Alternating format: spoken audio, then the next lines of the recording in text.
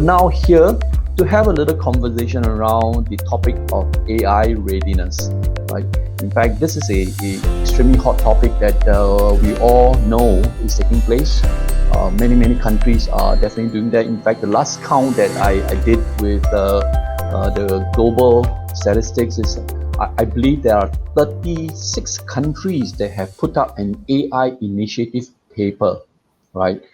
Singapore and Malaysia is not the first, right? The first came from UK, the United States and Canada. But Singapore has launched our AI strategy, and likewise in Malaysia, they've also launched their AI strategy. So I thought it's a good chance to bring together two of the top gurus in this topic, in this area for the two geography, and we can have a good discussion around AI readiness. Now, the aspects of AI is very interesting, right? Maybe I would like to start off by having both Lawrence and Chong-Sun say a couple of words in terms of their field, in terms of the state of AI in their respective geography. So maybe Lawrence, we start with you. Just a couple of sentences around what you think is the temperature of AI in Singapore. Thanks, Oliver. AI is not new, right? I remember studying AI more than 30 years ago, back in the early 1990s. And even then, there were already AI projects done at big scale in Singapore. Fast forward to today, at least the last 3 years in AI Singapore, we have seen quite a fair bit of take-up from, not obviously from startups, but also from the SMEs. And actually, the laggards are actually more of the larger organizations that we are seeing. So we have to push them harder to adopt AI. But nevertheless, a lot of them are coming on board. Everyone has to start somewhere. A lot will start with, especially those that are already digital, it's a lot easier. And once they are digital with the data sets in databases and Spark and Hadoop and so on, moving on to do machine learning and AI with deep learning is a lot easier. So definitely it's being adopted by a lot of organizations. But actually the biggest group of people that are adopting AI are actually people like you and me, the individuals, the man in the street. Because when you have a smartphone, on your smartphone, there are lots and lots of AI that's running. And when you go online, you are interacting with AI all the time. So in a sense, the biggest users of AI today are not necessarily organizations, but individuals. That's interesting. In fact, it looks like we are all becoming more and more savvy AI users. And that's really a very promising signal, a very promising sign. So Chong-Sun, what do you think? What's happening in Malaysia? Well, I think the good news is you were talking about countries coming out with the AI plans. If I'm not wrong, in Malaysia, the Malaysian roadmap is ready to be published. Actually, it was headed by UTM. And now they're just waiting for that to be launched. Now, in terms of users of AI, I always ask people who doesn't know anything about AI. I typically ask them, on your phone, is there facial recognition? Well, if you use that feature, you're using AI. So similar to what Lawrence said, we use AI sometimes without even recognizing that we use AI. So in terms of the industry itself, our partner SHRDC is also promoting the use of AI in SME environments, in industry forward, in the use of robotics. So there's always an AI component to it that our ministry wants to see before they give up grants and loans to these companies. So actually, it's very good to. Yeah, actually, it's very good to hear that the government actually supports the AI initiative and actually encourages both the development and adoption of AI. Actually, one of the points that Lawrence mentioned, where the big boys are the one that probably are the laggards. Maybe we could talk a little bit around why do we think some of the AI projects succeed and why do you think some of the projects fail? What are the causes? What are the roots? Lawrence, what do you think?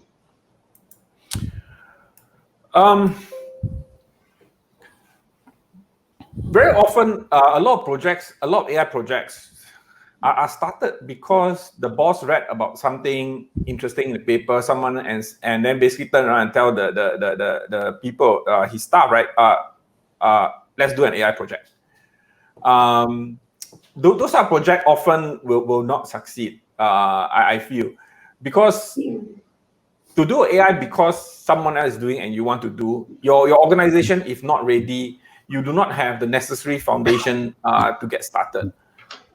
First thing first, I mean, to have successful AI project, or rather to have a successful any project, you must understand what's the ROI. Why do you want to spend X dollars?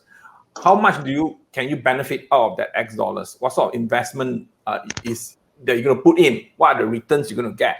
And like I mentioned in my talk earlier, this is actually one of the first questions, or rather one of the first questions we ask project sponsors or potential companies who come to us. A lot of them are very excited, but then when we raise out a business question, they start scratching their head. I'm not sure. It just looks very interesting to do. So we always ask, what is the ROI? Why should you spend that money? Why should we spend taxpayers' money to support you in this project? How will it benefit you as a company, and therefore indirectly Singapore as a country? So that's super important. If they can get over the ROI, then the next stage is whether you have the data, but more important, whether they have the talent. Right. If they do not have, AI Singapore can help, right? That's where our apprentice and so on. Then they must be prepared to hire them. And their IT must be ready to be able to operate this AI model once it's handed over to them. So it's obviously you can build, you can also just buy, as a web service or as an application online in the cloud, and that is perfectly fine. But you still need to understand what you're trying to do. Very good comments. Very good comments. Chong Sun, what about your side? What's your perspective like? I will take a follow on from what Lawrence said about big companies not adopting. I haven't seen any materials relating to it, but I presume it's potentially because the integration of AI into their system.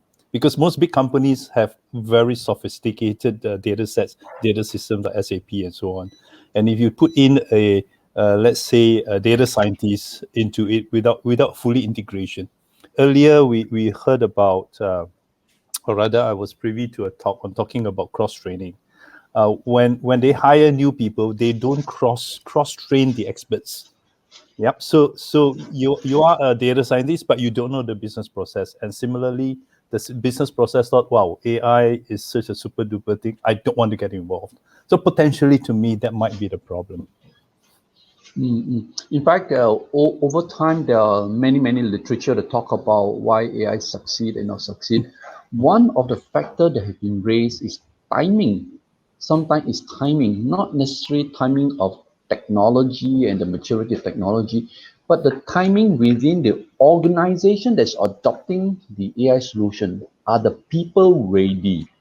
Right? Because AI is at a stage whereby it's going to integrate into the workflow and the way things are going to work around the organization.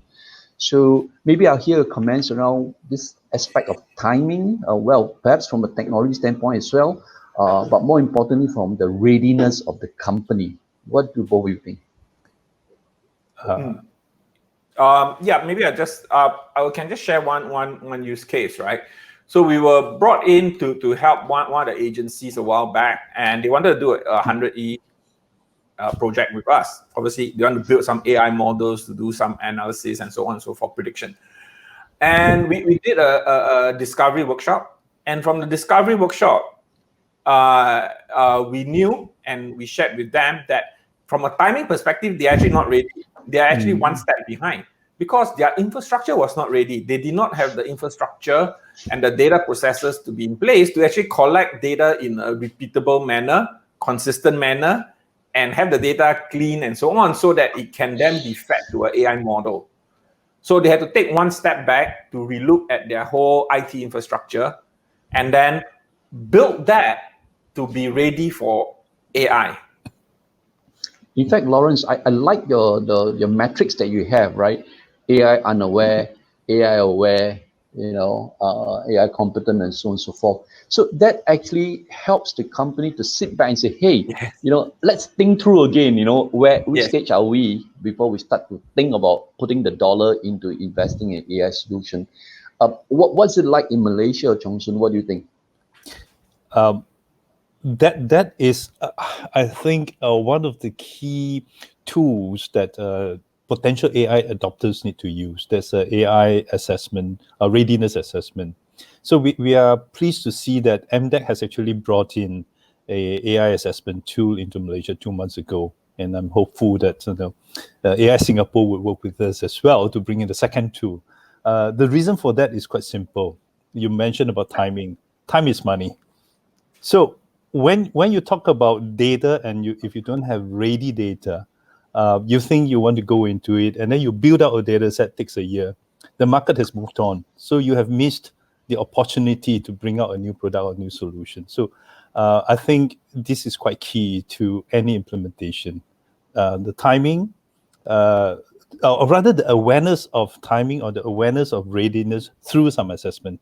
Because most people don't know whether they're ready or not. They thought, oh, I'm a data scientist. Let's start a project because we've got a few of these people, and then we also have our developer. What about the UI developers? All these need to be in place, and I think within your matrix, all this will be part of the readiness of adoption.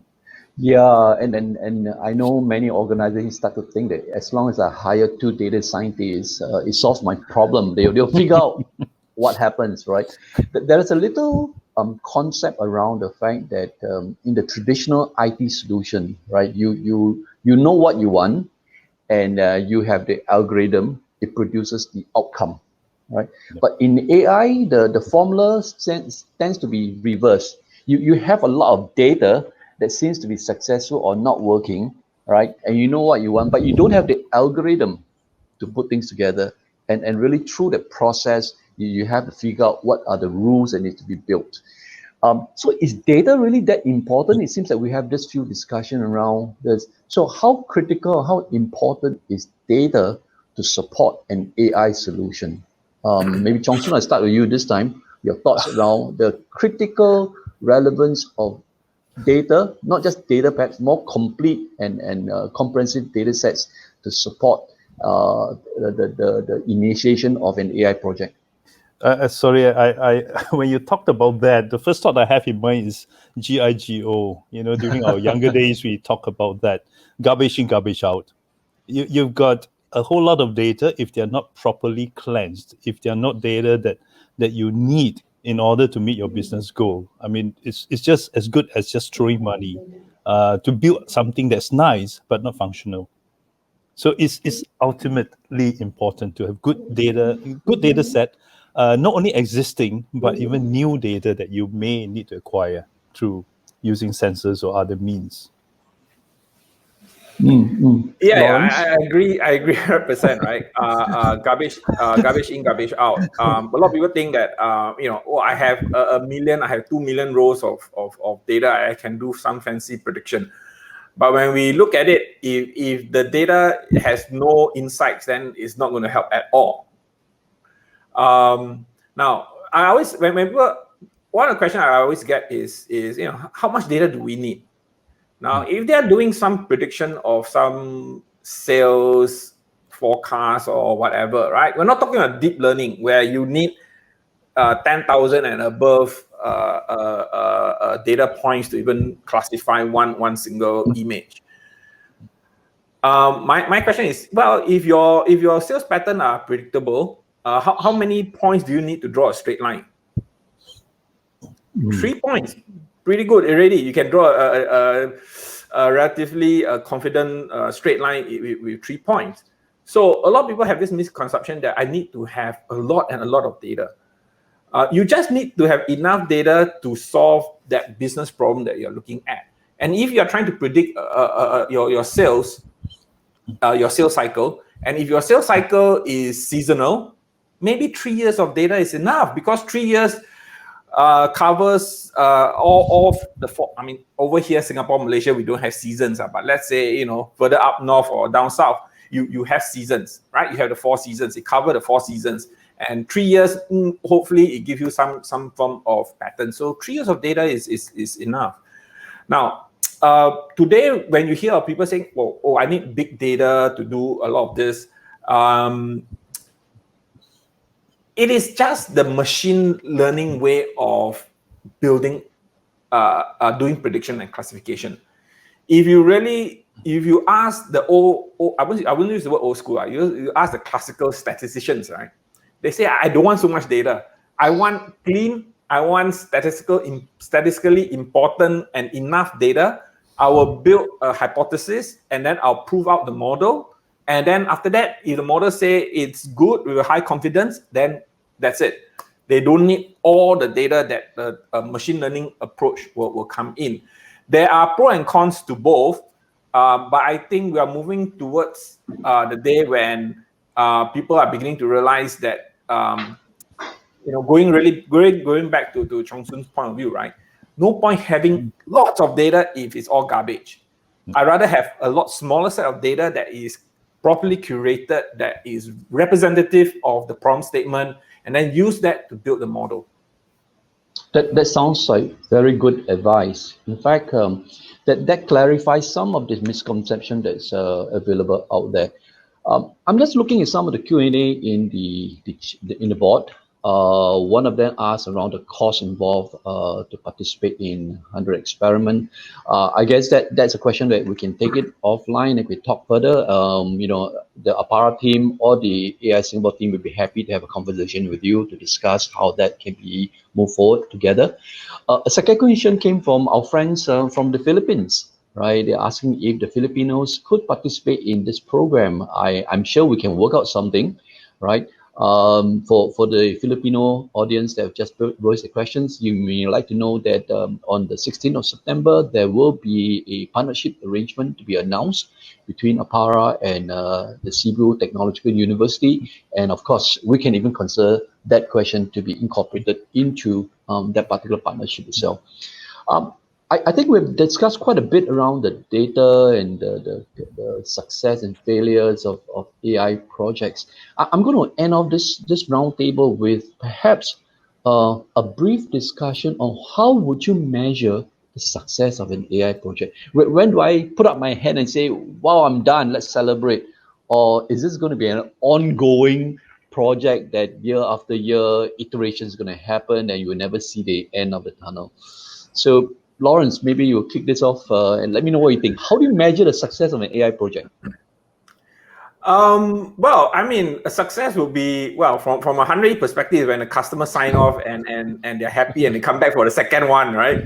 But really, I think you brought out an important point, right? AI project, unlike traditional IT applications where once the system is deployed, there won't be no bugs, there will always be bugs. The feature doesn't change, and that's it. You basically just need to fix bugs. In machine learning and AI systems, unfortunately, because your model is built based on your data and your data keeps streaming in, things change over time. Even our climate is changing, and as climate change or as your underlying data set change, the model needs to be updated. The model needs to be retrained with newer data sets. So the challenge is, when do you retrain the model? Is it every day, every week, every year, or once every 5 years? That again will depend very much on your data, or rather depend on the domain expert. The domain expert will say, well, okay, climate change is happening, but it's not as fast as machinery that you deploy and can spoil in 6 months' time. So for climate, yes, the model, we can update it every 6 months or a year, not too bad. But for machinery that you put into the factory floor where the data stream in 24/7, you probably want to update the model every 2 weeks to 4 weeks, for example, in case the machinery starts to have wear and tear and it starts to drift. The data starts to drift. Your environment in your factory starts to drift. You want to catch that early. So for AI or machine learning type of systems, unfortunately, there's no end, in the sense that the model will always need to have a feedback loop and needs to be retrained. Johnson, over to you. I'll just go on to the very basic, the KPI or the roadmap, what you want to achieve, what's a business goal. And as Lawrence was saying, that you need to have short-term, medium-term, and long-term. So within that framework, then the retraining of models would then come into play, because then the result of that, or the output or outcome of that, would then impact or affect whatever you do. Then you have to come back and re-look at what you do. So I think a regular visit, as Lawrence put it, feedback, the feedback loop, you then determine what's the frequency and then what parameters to look into. So I think really back to basic, how you plan for it and how you plan to collect your data. And new data sets will come in, new types of data will come in. I mean, take for example, during the Olympics, I think for a week, probably half the workforce are, waiting for events to start, and the other half waiting for it to finish. I think these are all things that need to be worked into in planning for an AI project. Absolutely. In fact, I'm starting to think that maybe this AI project or AI solution is starting to behave a bit like the human, where over time it has to learn. And maybe AI should go through a lifelong learning process as well, right? As it evolves, as the business change, the dynamics come in, it has to change. And maybe you can draw the analogy that, maybe we are really creating this new AI baby that's going through a kindergarten process, to a primary school, to a secondary school. And over time, we hope that it gets more and more talented. But it has to continue to learn with new data sets, with new environment adjustments, and so on and so forth, to build it up into a true AI talent for the organization. So AI projects, AI solution is not really an end in itself, but it is a continuous process that we need to build. And it will go through this continuous lifelong learning as long as the business requires this AI solution around. It will go through that process. Very aptly put. Thank you very much, both gentlemen. I really appreciate this conversation that we just have.